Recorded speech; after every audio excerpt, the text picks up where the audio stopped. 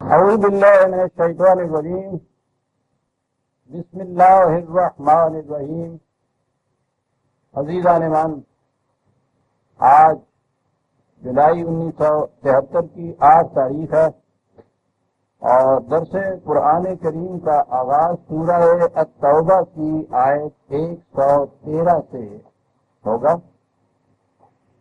پچھلے درس کے آخر میں 112 آیت میں مومنین کی کچھ صفات سامنے لائی گئی تھیں۔ التائبون العابدون الحامدون السائحون الراکعون الساجدون الآمرون بالمعروف والناہون عن المنکر والحافظون لحدود اللہ وبشر المؤمنین۔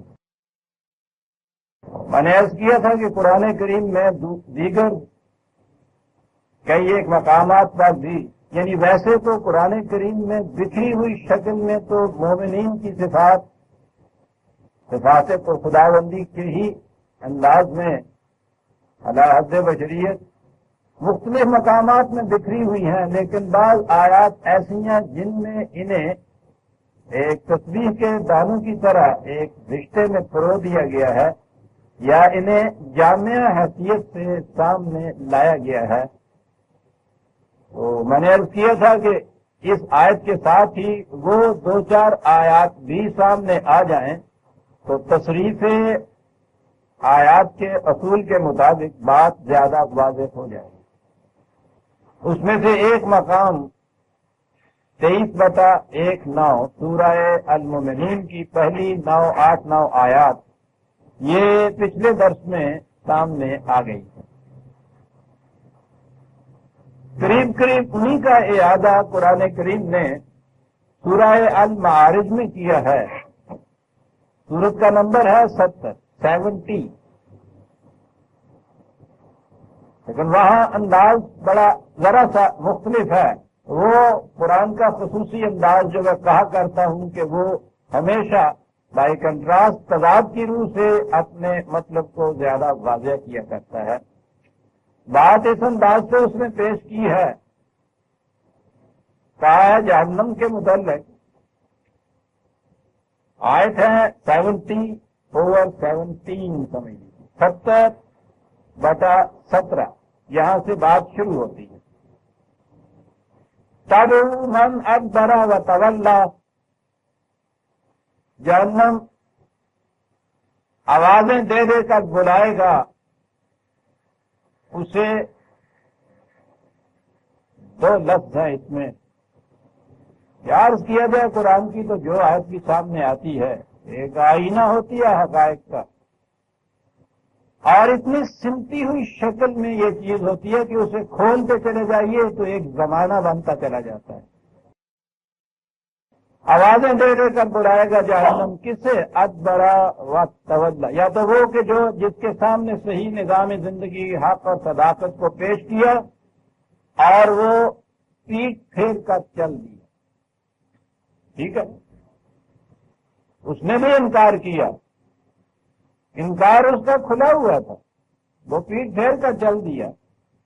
ایک اور گروہ بھی ہے، وہ ہے تولا کا گروہ کی جس نے گریز کی راہیں نکالی، اس نے انہیں وہ آوازیں دے دے کر بلائے گا۔ کون ہے یہ لوگ؟ ان کی نمایاں خصوصیت یہ بتائی کہ وہ جمع فآوعا، ان کی کیفیت یہ تھی کہ وہ مال کو جمع کرتے تھے، برتن میں ڈالتے تھے اور پھر اس کے اوپر ڈھکنا دے دیتے تھے، کہیں ہوا تک نہ اس کی نکلنے پائے۔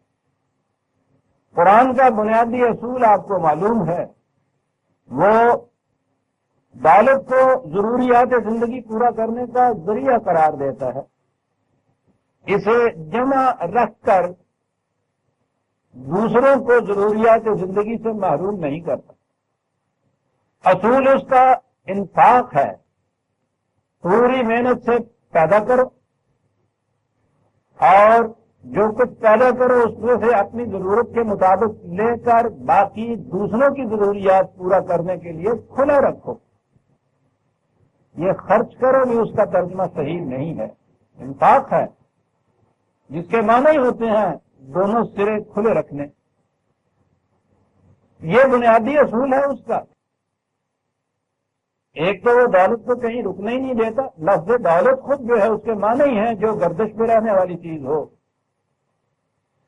کسی ایک مقام پہ اگر یہ پانی رک جائے تو وہ آب روا نہیں رہتا، جوہر بن جاتا ہے، اس میں تعفن پیدا ہو جاتا ہے. وہ دولت کو جمع نہیں کرنے دیتا.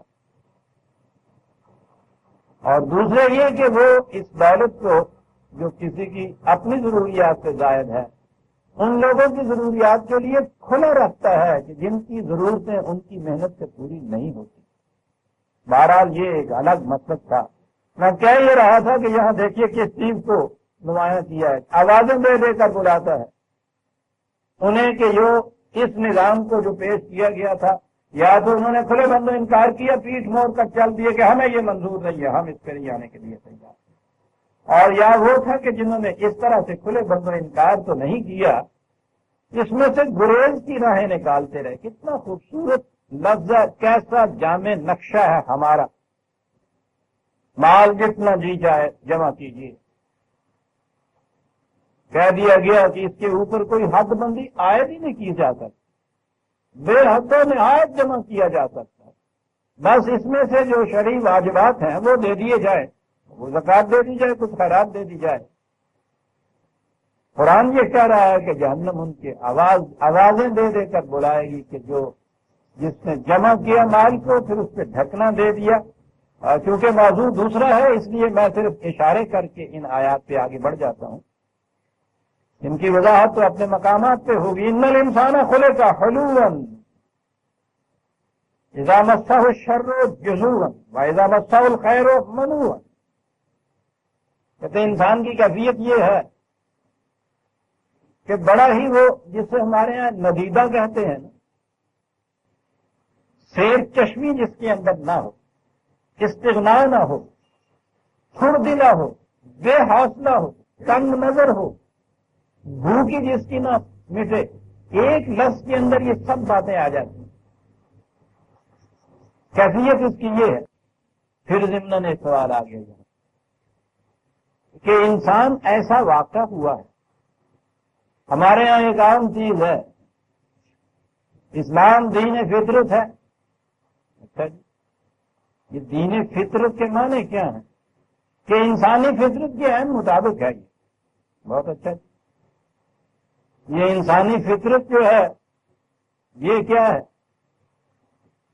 کہ انسان جیسا پیدا ہوتا ہے اگر باہر کے خیالات اس کو متاثر نہ کر دیں تو جن خیالات پر وہ پھر آگے بڑھے گا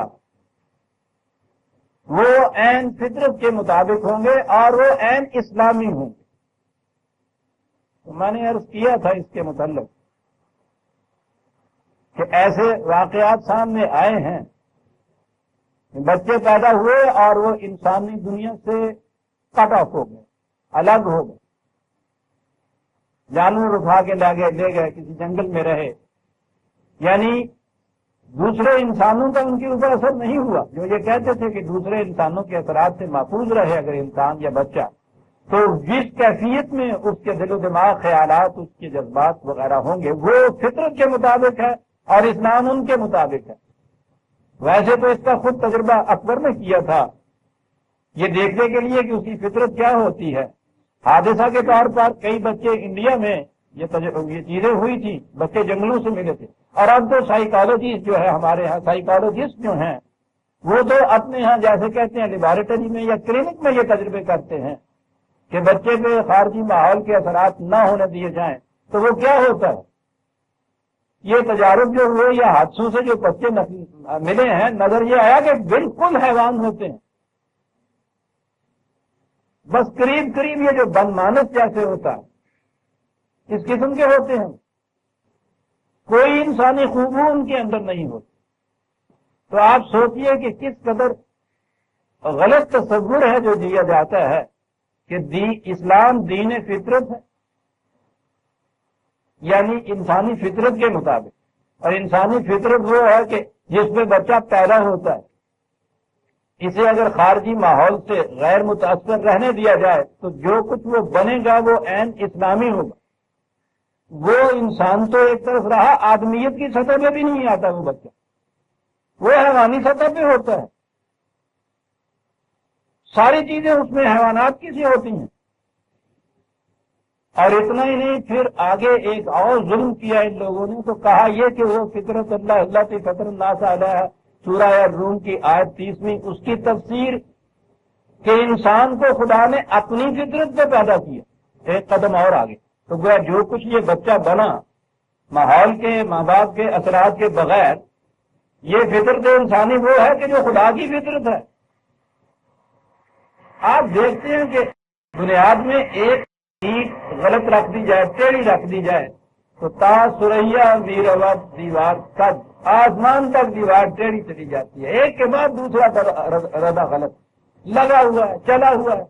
اور پھر چلے جا رہے ہیں 1000 برس سے ایک بات کو کہتے ہوئے، سوچتے ہی نہیں کہ ہم کیا رہے ہیں.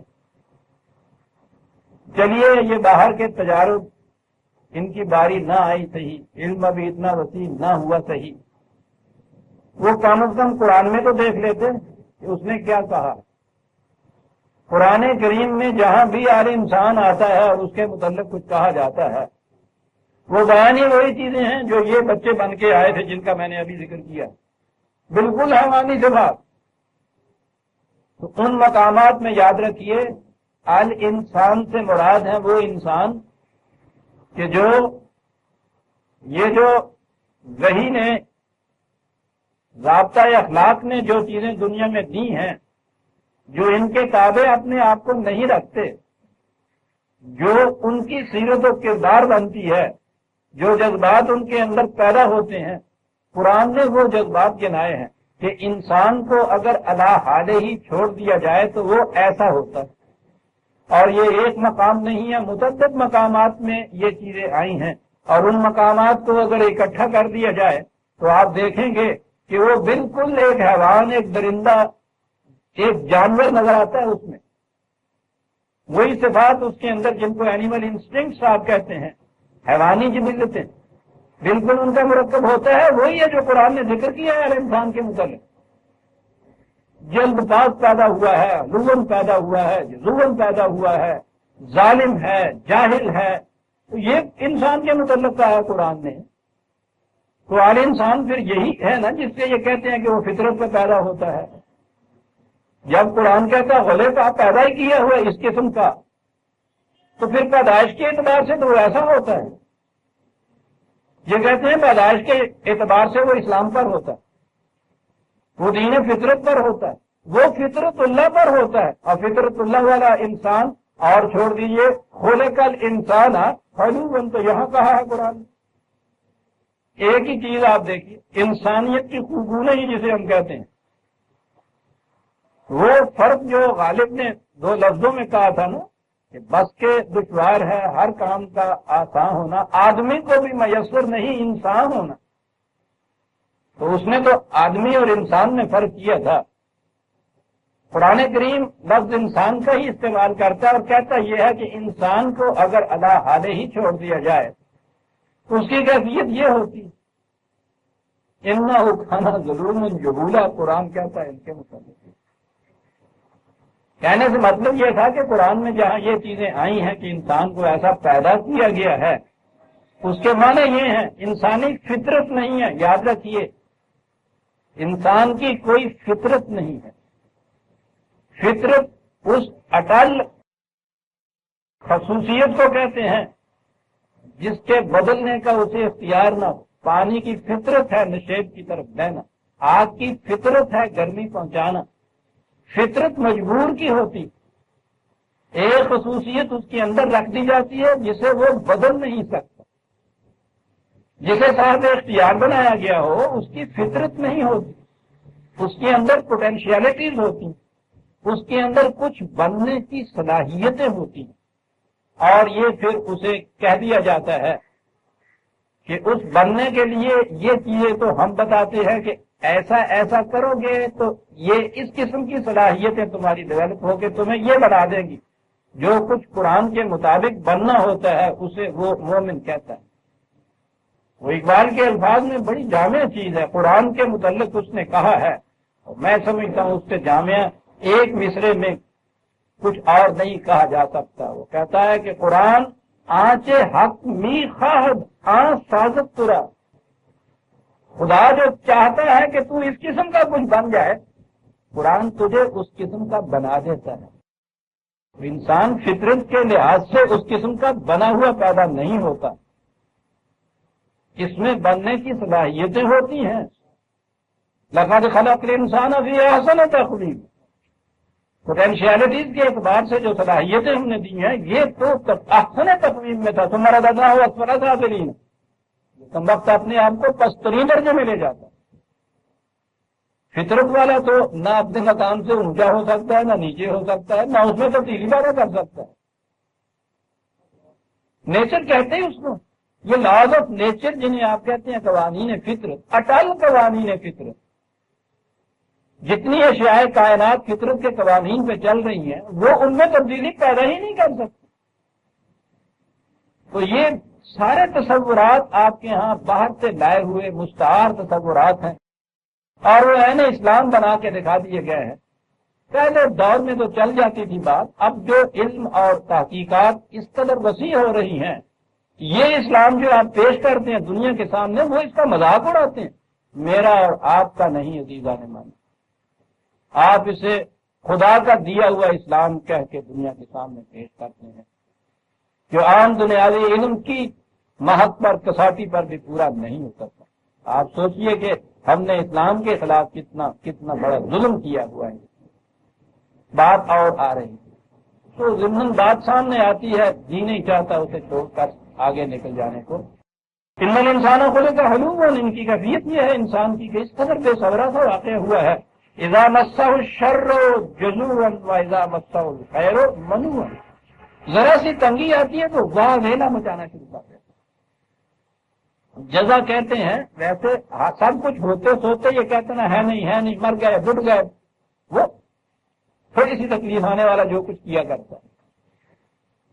کہتا ہے کیفیت اس کی یہ ہے کہ ذرا سی بھی کوئی چیز اس کے خلاف منشا، ذرا سی تکلیف کی کیفیت ذرا پیدا ہو تو چیخنے چلانے لگ جاتا ہے کہ صاحب ہے نہیں مر گیا. اور جب ذرا خوشحالی کی کیفیت آتی ہے تو اس وقت بجائے سے کہ یہ سوچے کہ ایسے اور بہت سے لوگ ہیں کہ جن کے پاس نہیں ہے اور میرے پاس اتنا ظاہر پڑا ہوا ہے کہ صرف کرنے کے لیے جگہ کوئی نہیں مجھے اس سے ملتی، لیکن کیا کیفیت ہوتی ہے منون، وہ پھر روک کے بیٹھ جاتا ہے. وہی جو آخری ہے لفظ ارائے الذی یکذب بالدین 107 میں جو ہے عجیب و غریب ہے وہ سورۃ. فذلک الذی یدعو الیتیم لا یحض علی طعام المسکین. اور آگے ہے فویل للمصلین الذین هم عن صلاتهم ساہون. تباہی ہے ان مسلین نمازیوں کے لیے نماز کے مقصد سے اس کی غائب سے ہی بے خبر رہتے ہیں. اور ان کی کیفیت ہوتی ہے یہ وَيَمْنَعُونَ الْمَاعُونَ. رزق کے اس چشمے کو جسے بہتے ہوئے رہنا چاہیے تھا اس کے آگے بند لگا دیتے ہیں، روک لیتے ہیں.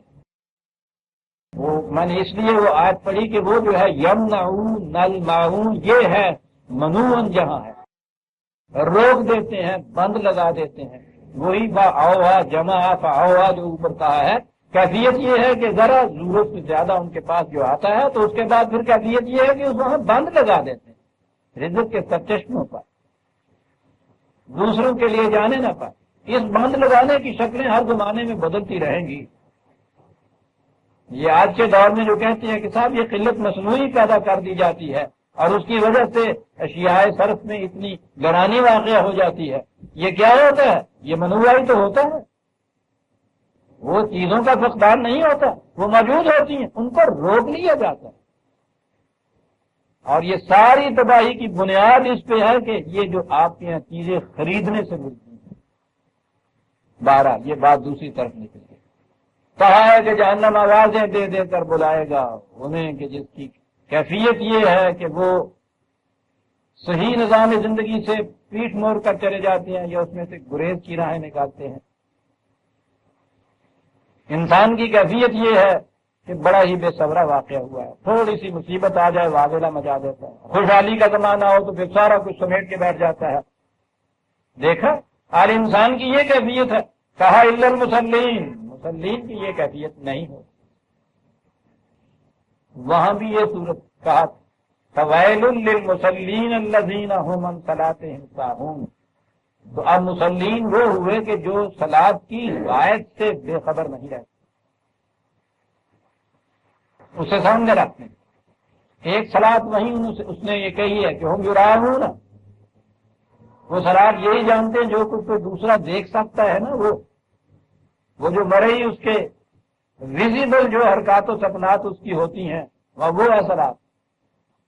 کہیں آپ مسجد میں جا کے دیکھ لیجئے، امام مسجد کو جو سامنے دیکھتا ہے، نماز نہیں ہوئی بھائی تمہاری، کیا ہوا تھا؟ تمہارے پاؤں کے درمیان فاصلہ کم رہ گیا تھا، ہاتھ پورے لو تک نہیں اٹھے تھے، سینے پہ نہیں باندھے تھے، نیچے باندھے تھے، رکوع میں اتنا نہیں جھکا تھا، سجدے میں اتنا نہیں گیا تھا۔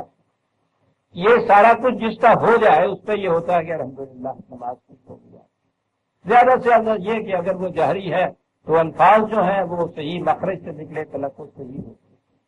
یراؤن، جو چیزیں دیکھی جا سکتی، نہ دیکھنے والی چیز کون سی تھی؟ یمنعون الماعون، کسی نے دیکھا نہیں کہ رزق کے سرچشموں پہ بند لگا کے نماز پڑھنے آ گیا۔ وہاں یہ ایک چیز دی تھی کہ جو مسلین اپنی صلاۃ کی غائب سے واقف نہیں، بالکل یہی چیز یہاں کہی گئی ہے۔ جہنم آوازیں دے کے بلائے گا ان کو جن کی یہ کیفیت ہے، انسان بے بڑا بے صبر واقع ہوا ہے، یہ اس کی کیفیت ہوتی ہے الا المصلین، لیکن مسلین کی یہ کیفیت نہیں ہوتی۔ اب نظر آ گیا کہ قرآن کی روح سے مسلک کہیں گے کسے؟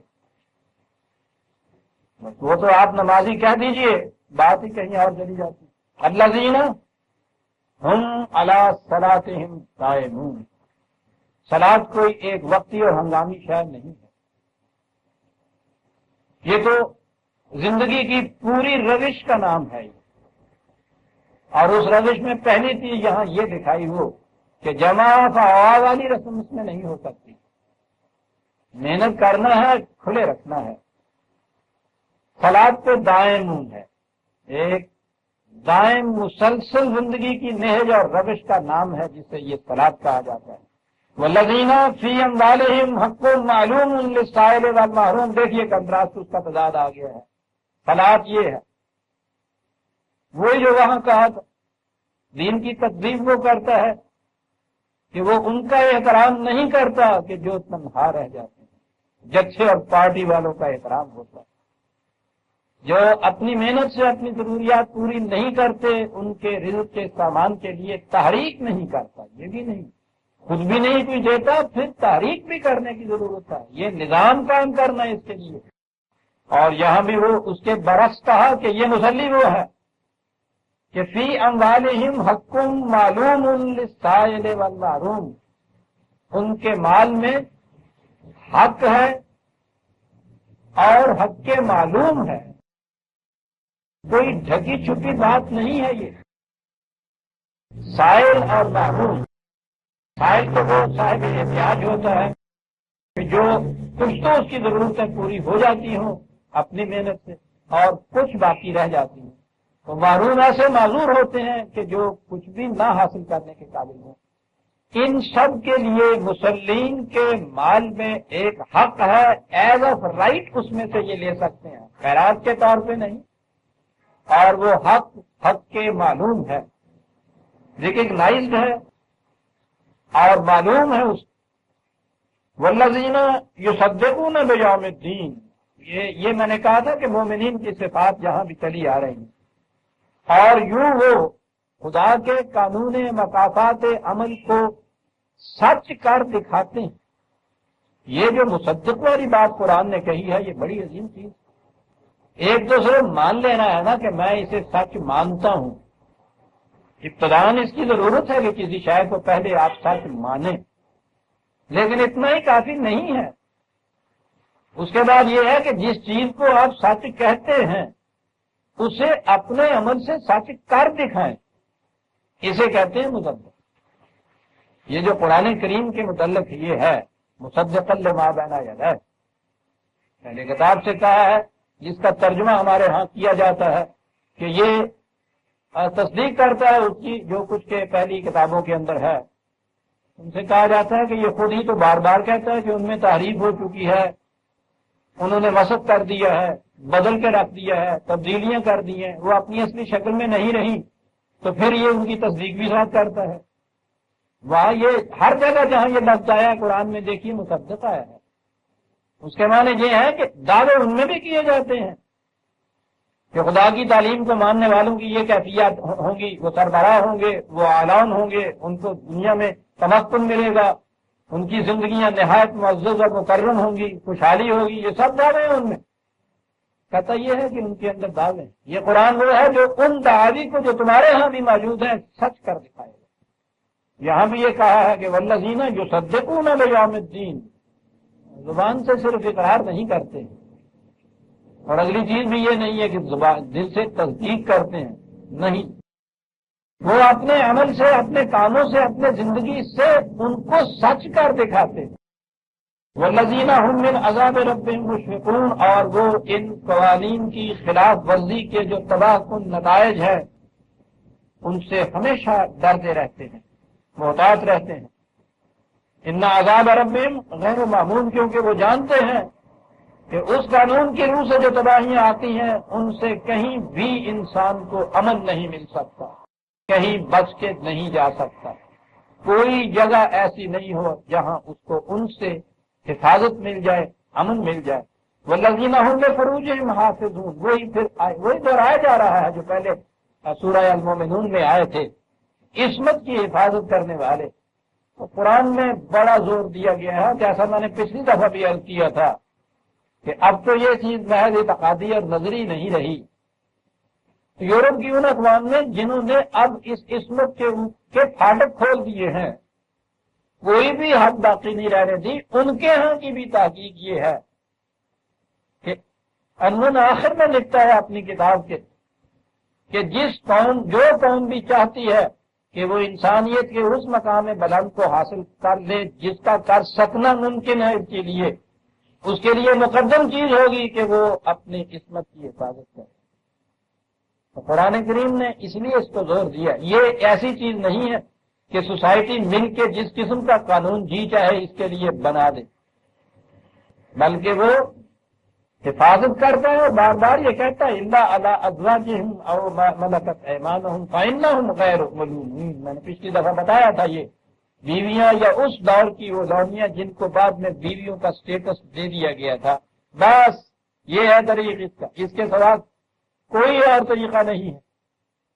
فمن ابتغى وراء ذلك فاولئک هم العادون، اس سے الگ کوئی طریق بھی جو اختیار کیا جائے گا تو وہ سرکشی ہوگی قوانین خدا بندی سے۔ اور پھر آگے کوئی صفت آئی والذین هم باماناتهم وعهدهم راعون، وہاں بھی تھا اپنی ایمانات کی اور اپنے وعدوں کی اور واحدوں کی بڑی ہی پاسداری اور پابندی کرتے ہیں۔ ان الفاظ کے معنی پچھلی دفعہ سامنے آ گئے تھے۔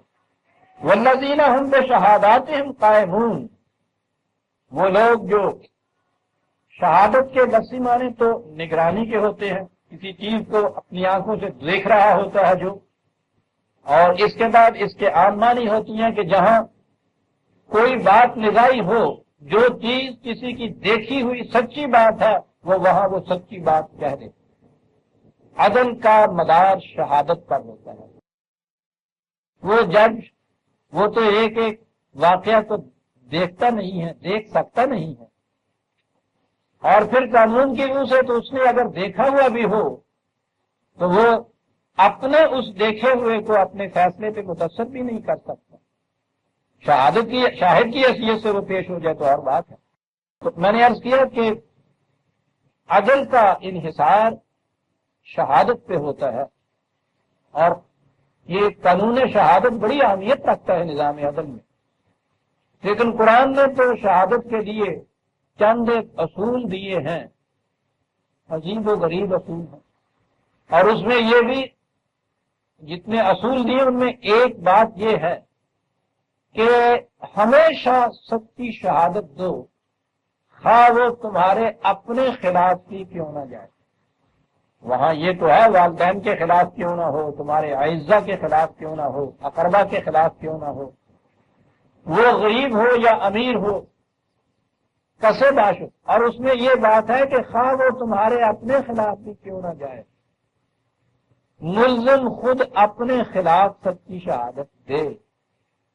میں کہتا ہوں اس سے عدل کا تقاضا پورا کرنے کے لیے اس سے بہتر اور بھی کوئی طریق ہو سکتا ہے، اور اس سے آسان تر، سہل تر، کم از کم وقت کے اندر، کم از کم الجھنوں کے اندر یہ جتنی پیچیدگیاں پیدا ہوتی ہیں عدالتوں میں فیصلے کے لیے، دیانتداری سے بھی جو جج بیٹھے ہوتے ہیں وہ شہادات کی وجہ سے پیدا ہوتی ہے۔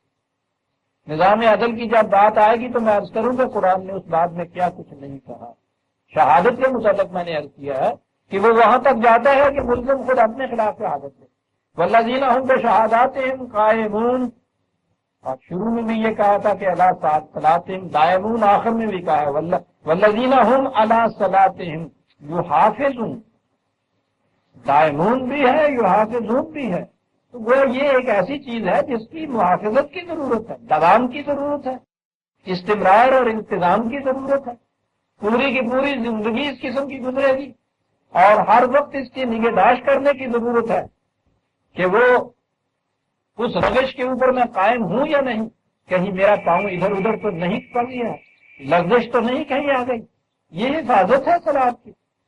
اولئک فی جنات مکرمون، یہ ہیں وہ لوگ کہ جو جنت کی زندگی بسر کرتے ہیں، خوشحالی کی زندگی کے ساتھ، مکرمون بھی قرآن نے بتایا، جہاں رزق جو ملتا ہے اس کے لیے رزق کریم کہا ہے، عزت کی روٹی، یہاں ان کے متعلق کہا ہے نہایت معزز، اور دوسری جگہ پہ ان کو مہمان کہا ہے قرآن نے اپنا۔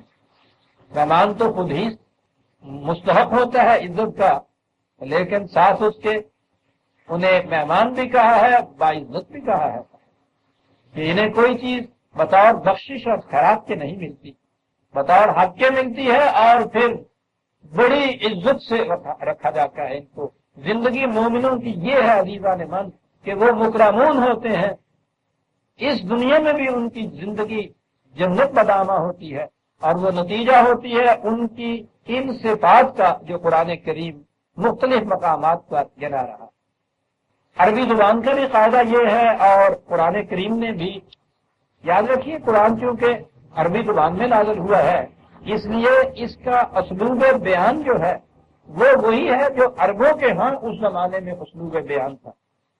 اس کو ہمیشہ ملحوظ رکھنا چاہیے، اور یہی وجہ ہے کہ قرآن کریم کے سمجھنے کا طریقہ یہ ہے محاورہ عرب اور تصریف آیات۔ یہ دیکھا جائے کہ معنی نزول قرآن میں عرب ان الفاظ اور اس اسلوب نگارش سے مفہوم کیا لیا کرتے تھے اس کا، اور پھر یہ کہ قرآن نے ایک موضوع کے متعلق مختلف مقامات پر جو کچھ کہا ہے اس کو سامنے رکھ لیا جائے، اور اس میں ایک ربط دے دیا جائے، قرآن کی تفسیر ہو جاتی ہے۔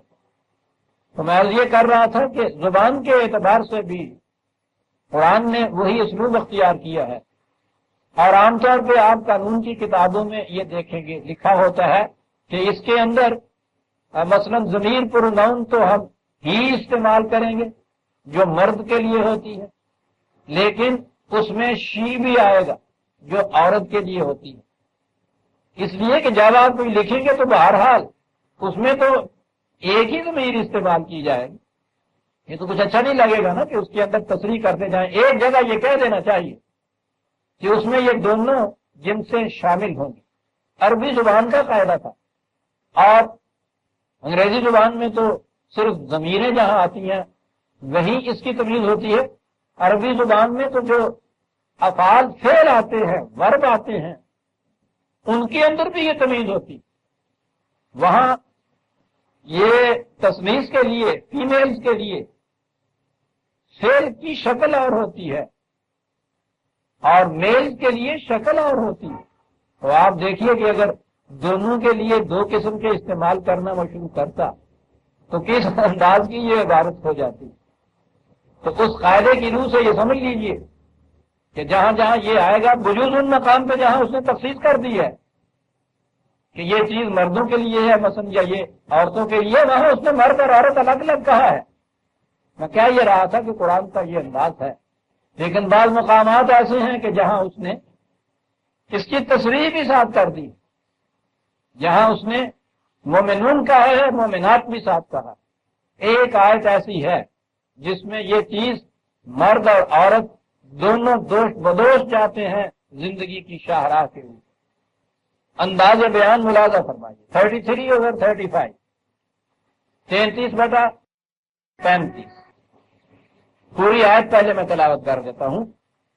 ان المسلمین والمسلمات والمؤمنین والمؤمنات والقانتین والقانتات والصادقین والصادقات والصابرین والصابرات والخاشعین والخاشعات والمتصدقین والمتصدقات والصائمین والصائمات۔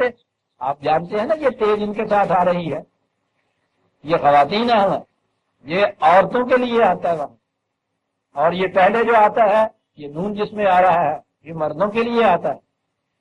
والمتصدقات والصائمین والصائمات والحافظین فروجہم والحافظات والذاکرین اللہ کثیرا والذاکرات اعد اللہ لہم مغفرۃ واجرا عظیما۔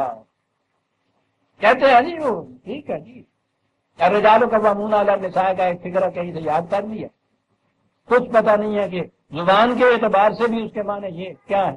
مردوں کو خدا نے عورتوں کے اوپر داروغہ بنایا گیا، حاکم بنایا گیا، ڈال کے رکھا جائے گا۔ یہ پست واقع ہوئی ہیں، ان کا دماغ بھی بہت چھوٹا سا ہوتا ہے۔ اور ارسطو جیسا حکیم تو ساری عمر یہ کہتا رہا کہ صاحب مرد کے منہ میں 32 دانت ہوتے ہیں، عورت کے منہ میں 28 ہوتے ہیں۔ کتنا بڑا فلاسفر، اندازہ لگائیے کیفیت بعض اوقات کیا ہو جاتی ہے انسان۔ خیر، مسلمے کے طور پر باقیوں کے ہاں تو ہمیں ضرورت نہیں کہ گردش کریں، ہمارے ہاں یہ چیز مسلمہ مانی جاتی ہے کہ عورت اور مرد کا درجہ ایک کا نہیں۔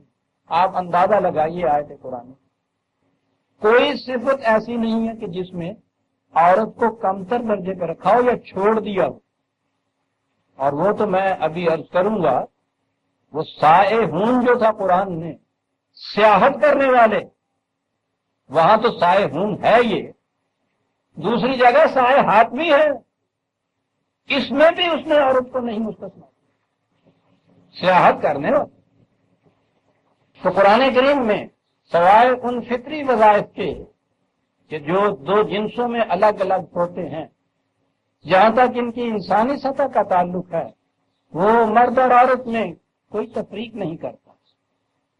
میں گنا رہا تھا صفات جو اس نے مومنین کی دی ہیں، پہلا لفظ آ گیا ہے مسلمین والمسلمات، اور آگے ہے مومنین والمومنات۔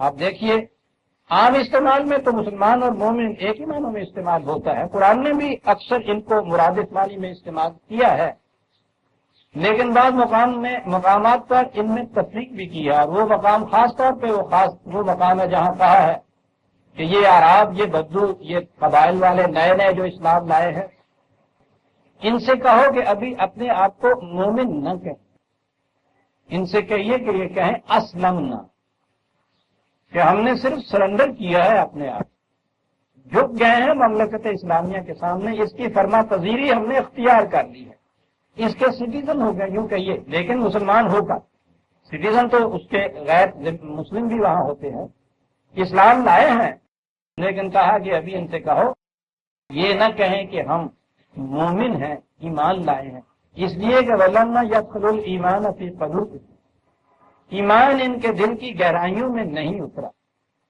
تو گویا قرآن نے خود تصریح کر دی ہے مسلمان، یعنی جب یہ لفظ ان معنوں میں آئے گا تو مسلم میں اور مومن میں یہاں دونوں چیزیں آئیں، مسلمان مرد اور عورت، مومن مرد اور عورت اگلا درجہ تو ہے، والقانتین والقانتات پہلے بھی آ چکے ہیں الفاظ، قناعت ہوتا ہے، قانت ہوتا ہے جو اپنی توانائیوں کو اس مقام پر صرف کرے جس مقام پر صرف کرنے کے لیے انہیں دیا گیا۔ بڑی جامع چیز یہ مقامات کے جہاں صرف کی جانی چاہیے توانائیاں، یہ قرآن کریم نے اپنی اقدار و اصول سے ان کی نشاندہی کی ہے، کہیں تفصیل کے ساتھ، کہیں اجمالاً۔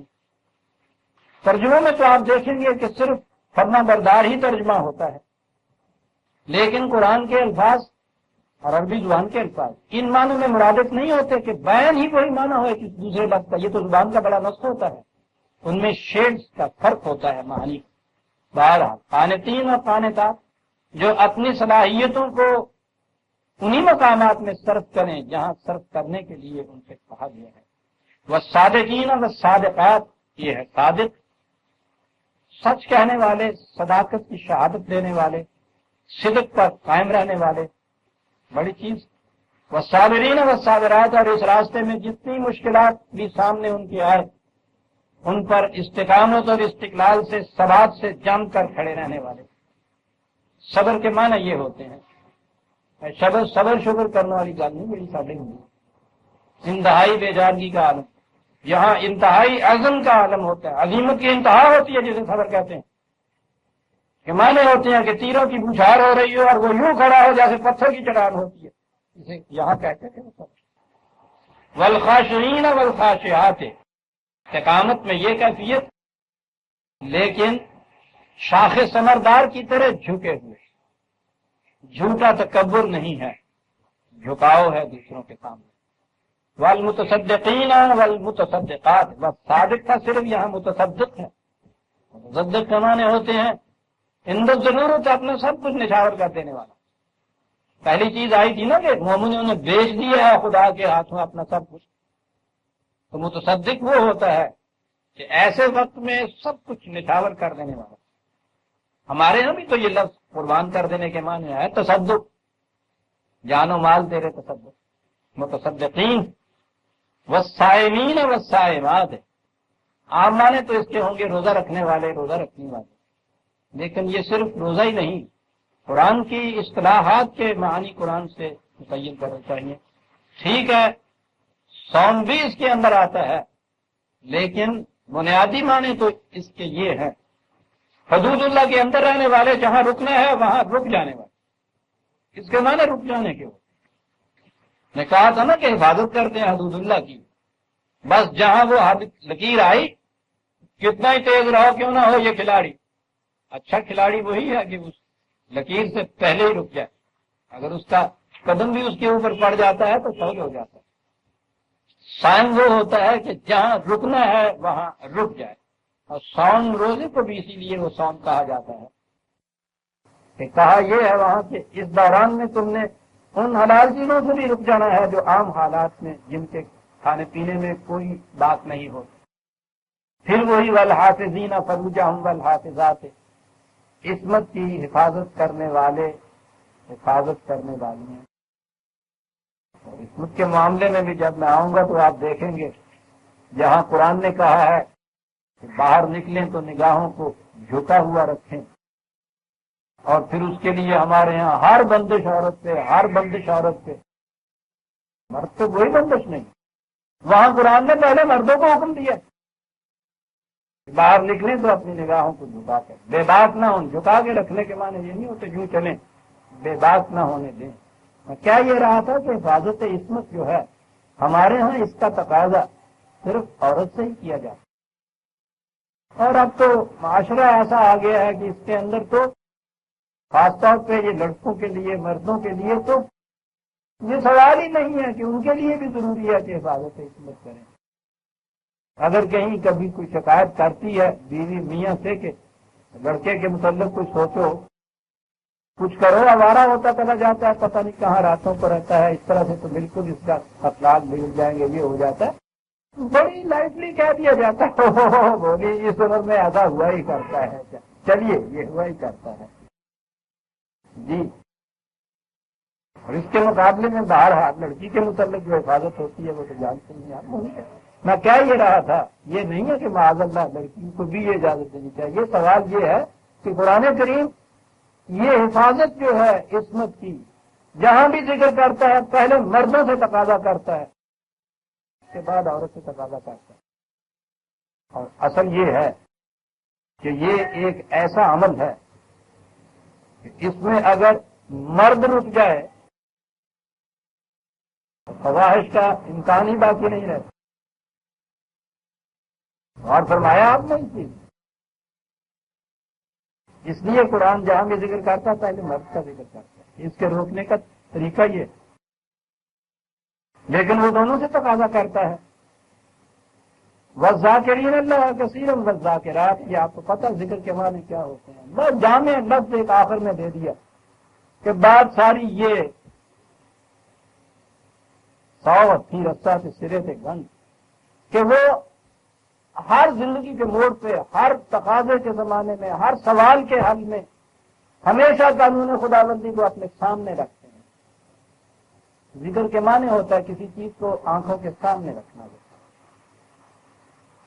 اور یہی وہ چیز ہے جسے اس نے دوسرے مقام پہ کہا ہے کہ مومن کی صفت یہ ہوتی ہے کہ اگر کبھی گھومتے گھماتے بھی کوئی شیطانی خیال سامنے آ جاتا ہے، دماغ میں آ جاتا ہے یا دل میں سے گزرتا ہے، تو وہ ذکر کرتا ہے، اس سے متعلق قانون خداوندی کو سامنے آتا ہے، وہ مستقبل اور بالکل اندھیرا چھٹ جاتا ہے، روشنی سامنے آ جاتی ہے۔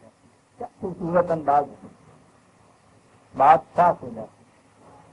یہ ہے خدا کا ذکر کرنے والے اور کرنے والیاں، ان کے لیے خدا نے سامان حفاظت، یہ نیگیٹو پہلو آ گیا، ہر تباہی اور خطرے اور نقصان سے محفوظ رکھنا، اور پازیٹو اجرن عظیما، اور ان کا اجر عظیم۔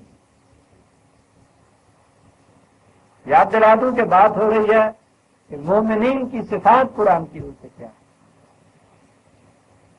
آپ دیکھ رہے ہیں کہ کس طرح سے قرآن کریم ایک سن کے گوہر کی طرح ایک ایک تابدار موتی کی طرح سامنے لا رہا ہے۔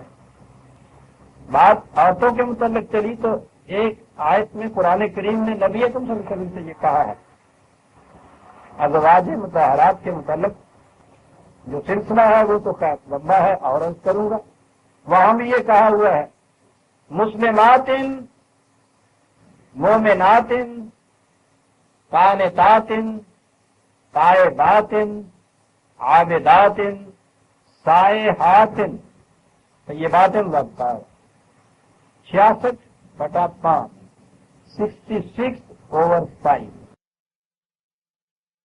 وہی الفاظ یہاں بھی آئے ہیں مسلم مومن عورتوں کے لیے، قانت تائب عابد، اور وہی سائحات۔ میں نے کہا تھا نا کہ یہاں 9/112 میں سائحون آیا ہے، اور یہاں سائحات آیا ہے، عورتوں کے لیے بھی یہ چیز آئی۔ سردست یہی مقامات صحیح۔ آپ دیکھیے کہ اس میں ایک فرد ہو یا افراد کی جماعت ہو، ان کا جس قسم کا نقشہ سامنے آتا ہے، اگر کوئی معاشرہ کوئی سوسائٹی اس قسم کے افراد پر مشتمل ہو تو وہ زندگی کیسی زندگی ہو؟ لمبی چوڑی تفصیل میں نہ بھی جائیے، اگر وہ معاشرے کے افراد وہ ہوں جو جانتے ہوں، یعنی وہ سچ کر کر کے دکھانے والے ہوں اپنے ان الفاظ سے جن سے ایک دوسرے کو گریٹنگ دیتے ہیں، جو ہمارے یہاں لفظ گریٹنگ رہ گیا، السلام علیکم، اور رد عمل علیکم السلام، جس کے معنی یہ ہے کہ ہر قسم کی سلامتی اور امن ہے تیرے لیے میرے ہاتھ، اور یہی وہ جواب دیتا ہے کہ یہ تمہاری کیفیت میرے ہاتھوں سے ہے۔ معاشرے کے دو افراد اب جن سے بھی یہ ملنا ہوگا، اس کا اگر ان کی کیفیت یہ ہو، ایک ہی بات میں کہہ رہا ہوں، کم از کم جن سے آغاز ہوتا ہے آپ کے ملنے کا، کیا کیفیت نہ ہوگی اس زمانے میں؟ آج کوئی شخص باہر سڑک پہ نہیں نکلتا کہ وہاں معلوم نہیں کہ ساتھ چلنے والا جو ہے وہ آستین میں کس قسم کا پنجے چھپائے ہوئے ہیں۔ عزیزان من، دو بیل نہایت اطمینان سے سڑک پہ ایک دوسرے کے ساتھ چلتے جاتے ہیں، انہیں ایک دوسرے کے متعلق کبھی کوئی خدشہ وسوسہ نہیں ہے، بدظنی بدگمانی نہیں ہے، کبھی نہیں ہوتا کہ وہ چلے جا رہے ہیں وہ کنکیوں سے دیکھتے چلے جا رہے ہیں کہ یہ کہیں سے چھری تو نہیں نکال رہا۔ حیوانات کی یہ کیفیت ہے، چلتے ہوئے راستے کوئی اجنبی آپ کے قریب 2 قدم چلے تو آپ کو احساس ہو گیا نا کہ کیا کیفیت آپ کی ہوگی. حیوان تک محفوظ اور معمون دوسرے حیوان سے. اکیلے آپ جا رہے ہوں تو پھر بھی کچھ محفوظ اپنے آپ کو سمجھیں. کوئی ساتھ چل 2 قدم آ کے آپ کے ملا اور یوں چلنے لگا تو پوچھو ہی نہیں کیفیت آپ کی کیا ہو جائے. مومن کا تو مادہ ہی امن تھا. مسلمان کا تو لفظی مادہ ہی سین نام نہیں. باقی صفات تو ایک طرف ہے. میں کہہ یہ رہا تھا کہ یہ ہیں وہ صفات جن کے حامل افراد پر وہ معاشرہ متشکل ہوتا ہے جو یہاں نظام خداوندی قائم کرتا ہے. یہاں اس کے زیادہ سے زیادہ بھی اگر گفتگو ہوتی ہے نا تو اس کے قوانین کے متعلق ہوتی ہے، آئین کے متعلق باتیں ہوں گی، قانون کیا دیا ہوتی ہے. قانون تو عزیزان من مستثنیات کے لیے ہوتا ہے، مجرموں کے لیے ہوتا ہے. اصل شے یہ ہے کہ وہ معاشرہ مشتمل کن افراد پر ہوتا ہے، یہ نظام قائم کن کے ہاتھوں سے ہوتا ہے. وہ ان کے ہاتھوں سے قائم ہوتا ہے جن کی صفات یہ بتائی گئی. خود ان کے ہاتھوں سے قائم ہوتا ہے، پھر وہ اس قسم کا انتظام کرتے ہیں کہ جو آگے اس سلسلے کو اس طرح بڑھایا جائے تعلیم سے، تربیت سے، کہ اپنی ہماری ہر آنے والی نسل وہ اسی قالب کے اندر ڈھلی ہوئی ہے کہ پیدائش کے اعتبار سے جیسے میں نے عرض کیا ہے کوئی بھی مومن پیدا نہیں ہوتا، کوئی بھی کافر پیدا نہیں ہوتا. تعلیم کے لحاظ سے ایسا بنانا پڑے گا آپ کو.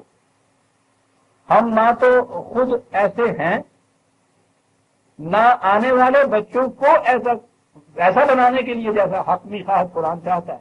کوئی کسی قسم کا ہمارے یہاں انتظام ہی نہیں. سوال جو کچھ وہ بن کے نکلتے ہیں اس کے ہاتھوں سب روتے ہیں، سب روتے ہیں اور ویسے ہی بناتے چلے جاتے ہیں. عجیب قوم ہے.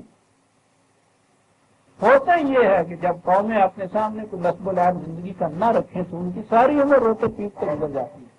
میں کہہ یہ رہا تھا کہ قرآن نے مومنین کی یہ صفات گنائی اور وہاں کہہ دیا تھا ذاکرین، یہاں کہا ہے والحافظون لحدود اللہ. میں پھر آ گیا 9/112 پر.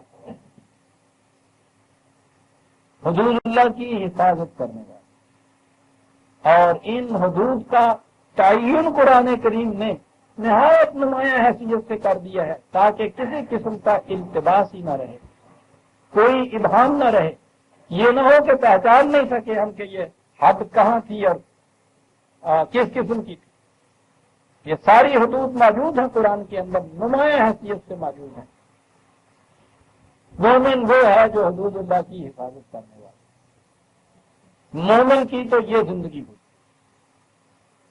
اور اس کے اب بالکل وہی اپنے قاعدے کے مطابق قرآن پھر لے آیا اسی کانٹراسٹ میں، اسی تضاد میں، وہی ایک دوسری بیک گراؤنڈ اس کے لیے لے آیا ہے.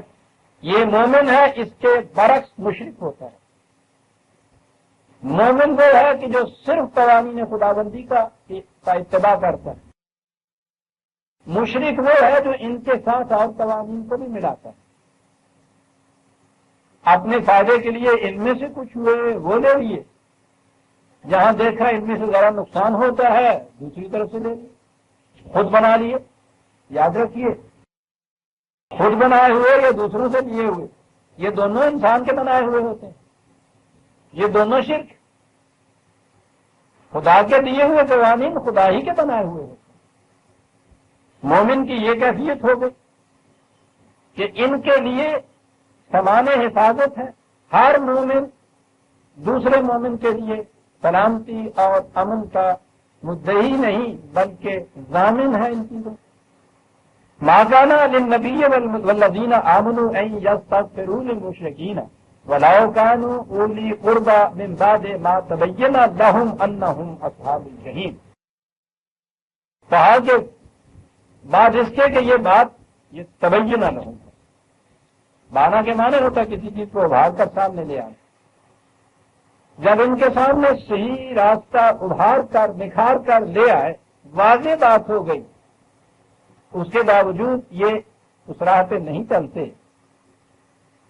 تو اب ان کے غلط روش کے جو تباہ کن نتائج ہوں گے ان سے تم انہیں حفاظت کا کیا کی ذمہ دار ضمانت دے نہیں سکتے. یہاں یہ سوال ہی نہیں ہے کہ وہ روش اس قسم کی غلط اختیار کریں اور تم انہیں اس روش کے نتائج سے بچا سکتے. کسے استغفار کہتے ہیں؟ دعائے مغفرت نہیں، سامان حفاظت، حفاظت کی ضمانت دے دیں. کہا کہ یہ نہیں، یہ تو جو لوگ خالص خداوندی قوانین کا اتباع کرنے والے ہیں ان کے لیے یہ چیزیں ہیں.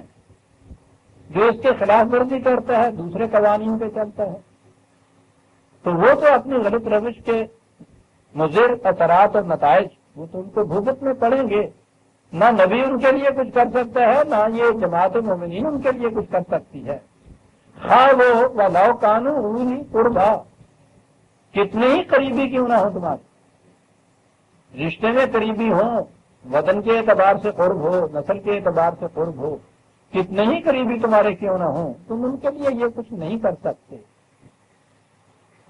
تم انہیں یہ وعدہ بھی نہیں دے سکتے کہ ہاں ایسے وقت میں ہم تمہاری حفاظت کریں گے. اب دیکھیے من بعد ما تبین لہم انہم اصحاب الجحیم ہے. پہلے بات واضح کر دی جاتی ہے. قرآن نے بڑے متعدد مقامات میں یہ کہا ہے کہ قانون کی وضاحت کے بعد قانون کی خلاف ورزی کے متعلق مواخذہ کیا جا سکتا ہے.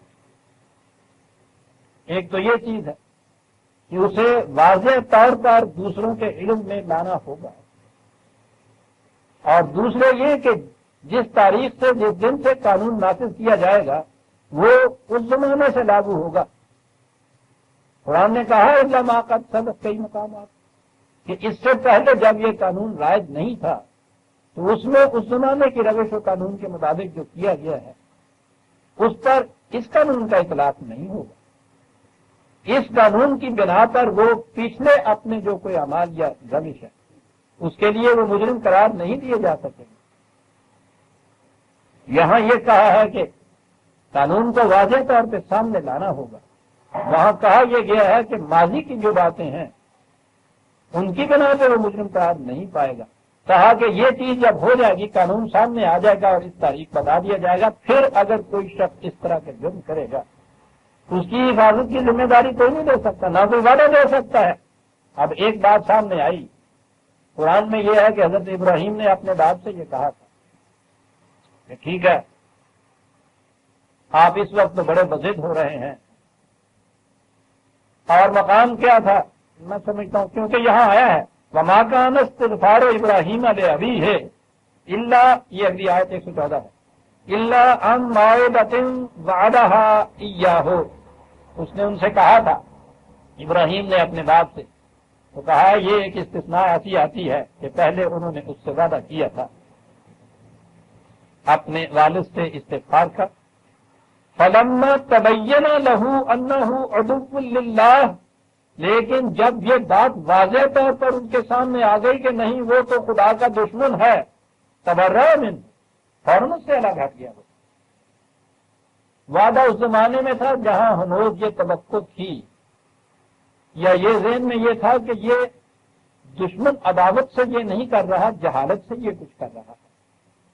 جہالت سے جو کچھ کیا جائے گا اس کے بعد اصلاح کی توقع ہو سکتی ہے. جب یہ چیز نظر آ گئی کہ نہیں یہ تو خدا کا دشمن ہے، باپ خدا کا دشمن ہے، جب واضح ہو گئے تو وہ اس سے الگ ہو گئے. حالانکہ ان ابراہیم لأواہ حلیم، حالانکہ وہ بڑا ہی نرم دل، درد مند، ہم درد، یہ اواہ آہیں بھرنے والا دوسروں کے غم کے اوپر، دوسروں کے دکھ کے اوپر، حلیم بڑا بردبار تھا. دو لفظوں کے متعلق دوبارہ میں ابھی آتا ہوں حضرت ابراہیم کے متعلق. بات یہاں یہ تھی کہ انہوں نے یہ وعدہ کیا تھا اپنے والد سے. قرآن کریم میں یہ حضرت ابراہیم کے وعدے کے متعلق کی ہے. ریفرنس دیکھ لیجئے تو اچھا ہے. 19/47 19/4 stats. عجیب انداز چلا آتا ہے. وَاذْكُرْ فِي الْكِتَابِ إِبْرَاهِيمَ إِنَّهُ كَانَ صِدِّيقًا نَبِيًّا إِذْ قَالَ لِأَبِيهِ يَا أَبَتِ لِمَ تَعْبُدُ مَا لَا يَسْمَعُ وَلَا يُبْصِرُ وَلَا يُغْنِي عَنْكَ شَيْئًا. گھر سے بات شروع ہو رہی. سب سے پہلی تبلیغ باپ سے ہو رہی. بیٹا باپ سے. اور یہاں تو بیٹا اور باپ سے کچھ ایک جھٹکے میں علاقہ دیا جاتا ہے. اور تم سانو جمے گے ہم جمے آ گئے جمع جمع اٹھانے پیدا چلی چنگے بال گلے آگے نے بگا چڑھ کر کرنے واسطے سامنے. اور وہ تو آپ کو معلوم ہی ہے جو بچپن سے ہمیں پڑھایا جاتا ہے. اور ضابطۂ اخلاق خطائے بزرگاں گرفتن خطا خطائے بزرگاں تسلیم ہے یہ غلطی ہے. بزرگوں کی غلطی پکڑنی یہ خود غلط ہے.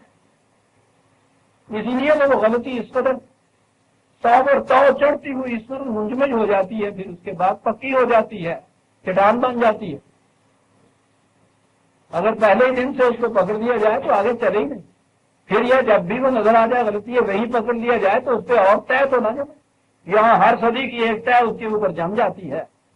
پھر جب یہ وہ اس طرح سے منجمد ہو کے کٹھی ایک چٹان بن جاتی ہے. آپ کو پتا چٹان ہوتی کیا ہے؟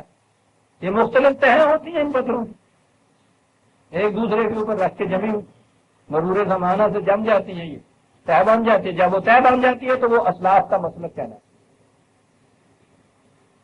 اسلاف کا مسلک اس کے خلاف سند اس کی تواتر ہوتی ہے کہ جی چلا آ رہا ہے اسی طرح سے. یہ کیسے چلا آ رہا ہے؟ اس لیے کہ خطائے بزرگوں کی رفتن خطا سے مزہ چلا آ رہا ہے. یہاں بیٹا باپ کی پوزیشن یہ تھی اس زمانے میں, آپ کو معلوم نہیں, یہ chief priest head of the یہ ہیڈ پریسٹ ہوتا کیا تھا؟ بادشاہ سے زیادہ اختیارات رکھتا تھا حامان. یہ کیفیت اتنا بڑا معزز اتنا بڑا صاحب حکمت یہ عہدہ ہوتا. یہ تھا باپ. پھر باپ اور ابراہیم تو پیدائشی بلیاد تھے کسی منصب کے لیے اس باپ کے. دوسری بات ہے کہ پھر کیا کچھ چھوڑ کے نہیں گئے.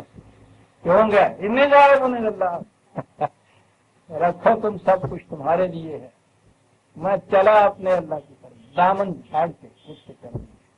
اس بات سے یہ کہا جا رہا ہے کہ ہم کیا کر رہے ہیں, آپ ان کی پرستش کر رہے ہیں, نہ جو سنتا ہے نہ بولتا ہے. یہ سب کچھ ضرورت ہے. معاف ہو تو ایک بات کروں آپ کو, جو سامنے سے بولتا نہیں ہے اس کی پرستش اس لیے ہوتی ہے نا. آپ کو پتا اس کی پرستش کیوں کرتا ہے؟ وہ اسے ٹوکتا نہیں, بڑا اتنی ہونے سے ہوتا انہیں ابو کہنا ہی نہیں, وہ اسے ٹوکتا نہیں. تو آپ کو معلوم ہے کہ آپ جس خدا کی معصومیت اختیار کرتے ہیں اس کی صفت کیا؟ وہ کلام کرتا ہے آپ سے. اسی لیے قرآن کو کلام اللہ کہا گیا ہے. بولتا ہے وہ سامنے, ٹوکتا ہے قدم قدم کے اوپر. آپ ایسا خدا نہیں چاہتے. بہت پسند ہے بت جیسا خدا. کیا کرتے ہیں آپ خدا کی کلام کو؟ ناظرہ پڑھتے ہیں, بغیر سمجھے ہوئے اسے پڑھ جاتے ہیں. تو وہی بات ہو گئی. خدا آپ سے بولتا نہیں, کلام نہیں کرتا, ٹوکتا نہیں. اگر آپ یہ سمجھ کے پڑھے کیا کہتا ہے تو ٹوک دیا اس نے. عزیزان من ایک دن نہیں چلنے دیتا, وہ ایک قدم نہیں چلنے دیتا, دوسرے دن ہاتھ نہیں لگانے دیتا. آؤ تو صحیح اس حاکم کے سامنے کہ جس کی بات کو تم نے رد کر کے منہ کر کے چل دیے تھے. آؤ تو اس معبود کے سامنے جسے تم نے کہا تھا کہ میں سجدہ کرتا ہوں تمہیں, تیرے سامنے جھکتا ہوں, جو تو کہتا ہے مانتا ہوں. آؤ اس کے سامنے. دوسرے دن جب پہلے دن اس نے کہا تھا کہ خبردار اگر یہ کچھ کیا اور اس کے بعد یہ کچھ کر کے اس کے سامنے آؤ تو جرت نہیں کر سکتا انسان. بت کے سامنے آنے سے تو ڈرتا ہی نہیں ہے. اس نے کیا کہنا؟ قرآن ناطق کو قرآن صامت بنا کے عزیزان مان بولنے والے خدا کو آپ نے بت میں تبدیل کر رکھا. ہم اس کی بات سننے کی کتاب نہیں مانتے. ہم سننا چاہتے نہیں، فریب اپنے آپ کو دے رہے ہیں، جیسے وہ جا کے پرستش کر کے بت کی فریب دے کے آ جاتا ہے نا،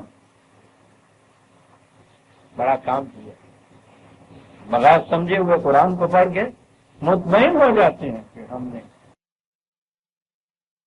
اسی لیے آپ کے ہاں خدا کے لیے عبادت کا لفظ کے لیے پرستش ترجمہ ہو گیا، تیری ہی ہم پرستش کرتے ہیں، کہ مانے معقومیت اختیار کرنے کے، حکم ماننے کے اس کے کیا لفظی مانیں گے؟ نہ، حکم ماننا کسی کا، معقومیت ماننا ہو تو خدا زندہ ہوگا تو اس کا کریں گے. جو آپ سے کچھ کہے گا آپ اس کی سنیں گے، جو آپ سے کچھ نہیں کہے گا، جس کی آپ سنیں گے ہی نہیں، اس کے حکم ماننے کا سوال نہیں، اس کی پرستش کریں گے آپ،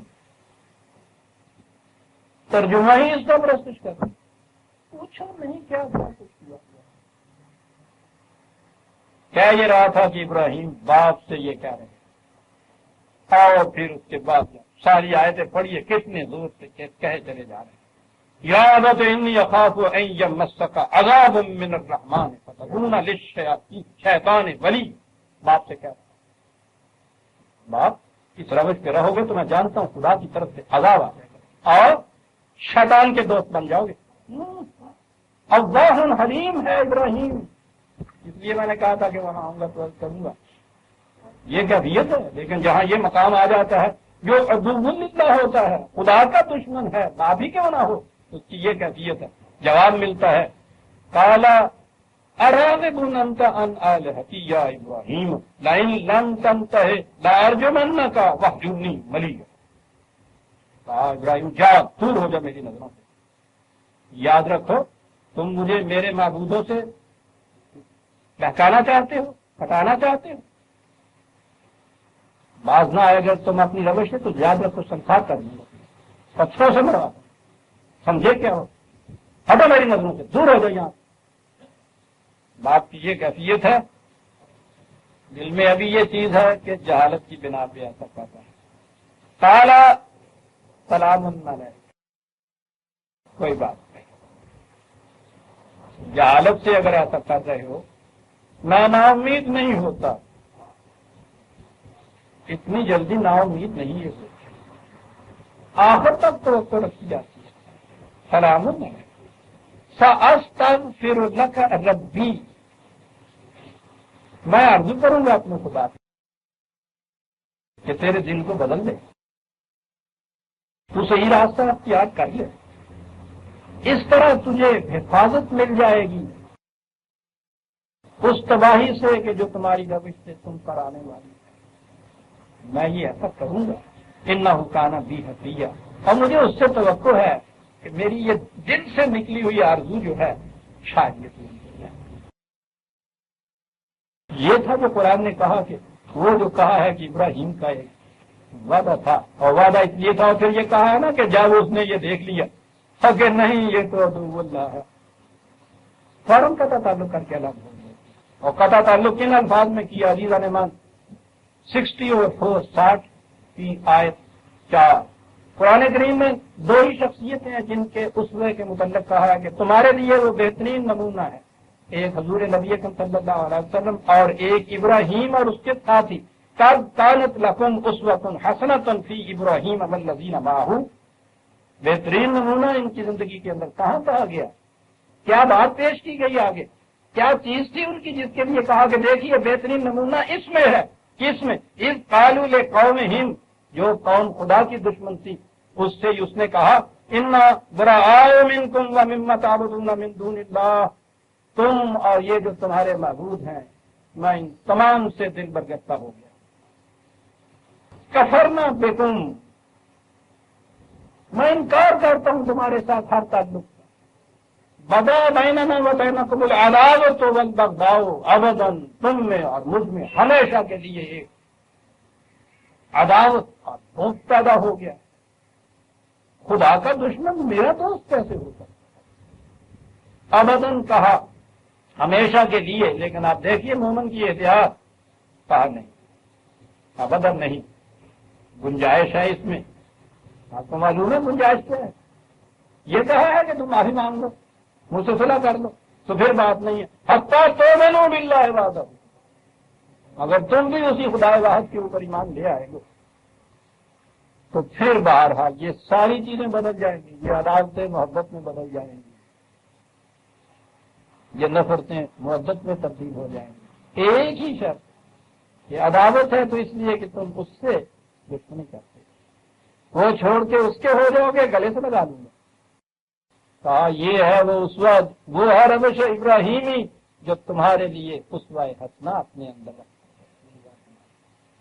جو تیرا دشمن ہے اس کا ہم سے واسطہ کیا، اور آج یہاں سے آوازیں اٹھ رہی ہیں بار بار صاحب کہ دوستی کے ہاتھ بڑھاؤ ان سب کی طرف، تمہارے بھی دشمن ہیں، تمہارے خدا کے بھی دشمن ہیں۔ جلی روح میں دیکھا جاتا ہے کہ اسٹیٹ کا ریلیجن اسلام عزیزہ نے مان، یہ شہادت گہے الفت میں قدم رکھنا ہے۔ لوگ آسان سمجھتے ہیں مسلمان، جہاں تو سب سے پہلے گھر والوں سے شروع کیا جاتا ہے، باب دیگرہ کی رسد۔ یہ تھی وہ چیز جو ابراہیم علیہ السلام کے وعدے کے ضمن میں آئی تھی۔ وقت ہو گیا ہے، آج سورہ التوبہ کی آیت 114 تک ہم آئے ہیں، 115 سے ہم آئندہ لیں گے۔ ربنا تقبل منا انک انت السمیع العلیم۔